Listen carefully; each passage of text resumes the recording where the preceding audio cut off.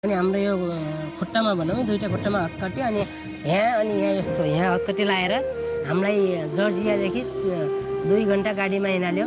हामी त्यतिखेर फर्किनेमा 3 जना नेपाली मात्रै थियौँ त्यो दिनमा। एउटा बागलुङको थियो, एउटा काठमाडौँ होटेल थियो नेपाल टेलिकम नेरै एउटा भाइको, अनि म यहाँ रुकुमको। 3 जनालाई फर्काएर न्युयोर्क ल्यायो। न्युयोर्क तपाईँको प्लेनमा 4 घन्टा लाग्यो। 4 घन्टा लाग्यो। हामीलाई अनि के भन्यो भने त्यसले अझैसम्म हत्कटी लगाइरहेको छ। तिमीहरूसँग खाने पैसा छैन भने हामीले छैन भनिदिउँ। उसले खाना ल्याएर दियो। अनि तिमीहरूलाई अब नेपालीमा ट्रान्सलेट गरेर तिमीहरू 10 वर्षभन्दा भित्र आयो भने अमेरिका तिमीहरूलाई यति वर्ष जेल, यति लाख रुपियाँ डलर जरिवाना हुन्छ, फर्केर पनि नआयो उसले भन्यो। हत्कटी सत्कटी खोलिदियो। हामीलाई नन स्टप 18 घन्टा एयर इन्डियामा 18 घन्टा दिल्ली ल्यायो। अब जाँदाखेरि 3 महिना लागेको थियो, आउँदाखेरि 18 घन्टा पुर्याइदियो दिल्ली। जहाजभरि फर्केर आउने बेलामा के सोच्दै आउनु पर्छ?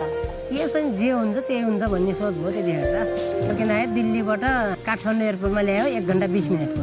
त्यहाँ फेरि यो ब्युरोको मान्छेहरू हुनुहुँदै चाहिँ हामीलाई कोठामा लिएर अनि सोधपोछ गरे। अब तिम्रो दलाल को के हो भन, हामी पैसा असुल्छौँ दायाँ बायाँ भन्नु लाग्यो। हामीलाई दलाल थाहा छैन, हामी इन्डियाबाट गए हौँ भन्न हामीले यस्तै भनिदिउँ। भन्दाखेरि अनि हामीलाई 3 घन्टा त्यहाँ राखिदियो अनि बिहान छोडिदियो। घर फोन गरेर यत्रो 50 लाख तिरिरहेको छ, मान्छे बिहोस भएन फेन्टै हुन्छ। 50 लाख त्यतिखेर अब यहाँ अब त्यही 35-40 लाख तिरिरहेको थियो। जेलभित्र अब 15-16 लाख खर्च भइरहेको थियो। हेर्नु वकिल लाउँदाखेरि स्पोन्सर लाउँदाखेरि त्यही गर्दा अब 60 भनिदिउँ न, त्यही पुगेको थियो।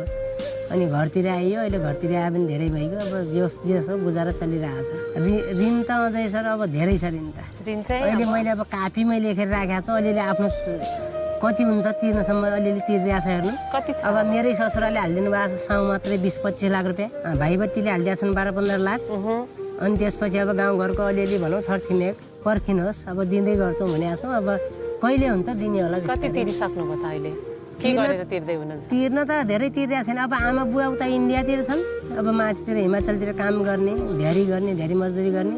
अनि त्यसपछि आमा बुवा इन्डिया बसाइला 6-7 वर्ष होला। म फर्केदेखि इन्डिया जानुभयो अहिलेसम्म आउनु भएको। ल त्यो घरमा बसेपछि दिनमा 10-12 जना साउ आउँछन् अनि बस्ने चान्सै भएन नि। तपाईँको केही नभने अहिले 80-90 गरेर साउ मात्रै होला। हेर्नु अब फेरि अन्त जाने योजना बनाउँदै हुनुहुन्छ? अब कतै भेट्टेपछि जाने होला, कतै अलिक युरोपतिर जाने हो कि भने कोही भेटिन्न त्यस्तो। अब कतै खाडीतिर डुब्रिने होला फेरि।